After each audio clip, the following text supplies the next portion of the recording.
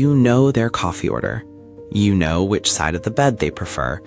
You know the specific laugh they do when something actually surprises them, not the polite one, the real one. You've had the 3 a.m. conversation, the one where things got a little too honest and neither of you looked away.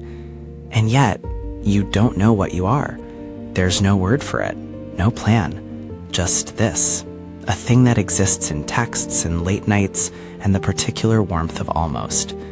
And somewhere underneath all that longing, underneath the quiet ache of it, there is, if you're honest, a small, strange relief that nobody has named it, that nobody has asked. Here's what living in almost actually feels like from the inside. It's not dramatic. It's exhausting in a quiet, accumulating way. You spend a lot of energy doing math, reading tone in a 2-word text, deciding whether that specific emoji means something or nothing.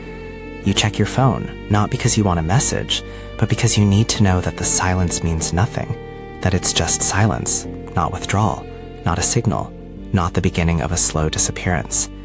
You replay conversations, not because you're obsessing, or at least that's what you tell yourself, but because you're genuinely trying to locate yourself in something that has no edges.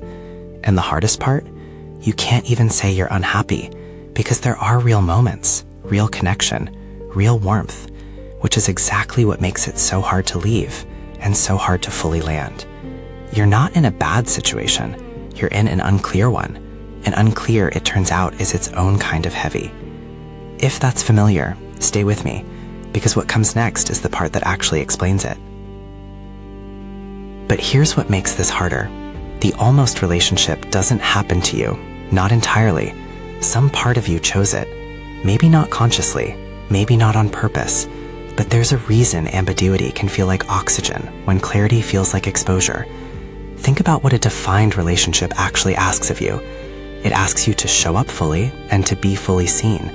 It asks you to be someone's specific person, which means you can also be the one they specifically lose.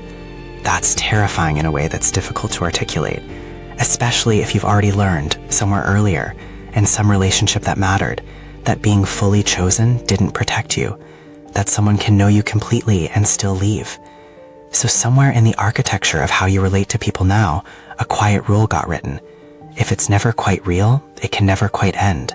If there's no commitment, there's no loss to survive. The almost becomes a kind of controlled exposure, close enough to feel the warmth, far enough back to see the exit. And the cruelest irony is that it works. It does protect you from something, just not from the thing you actually want.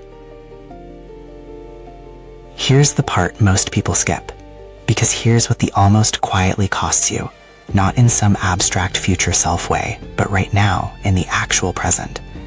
Every week you spend fluent in ambiguity is a week you spend slightly less capable of tolerating the discomfort of being known. You get better at half presence. You get used to a version of connection that never quite lands. And slowly, without noticing, your internal definition of what you deserve starts to adjust downward to fit what you're accepting. You stop expecting someone to say, "I want this to be real," not because you don't want that, but because you've been living so long in the space where that sentence never comes that it starts to feel like a fantasy rather than a reasonable thing to want. That's the real cost. Not the heartbreak of almost. You've metabolized that already. The cost is that you start to mistake ambiguity for depth. You start to think that the intensity of the undefined thing is evidence of something rare, when really undefined things feel intense precisely because they're unresolved.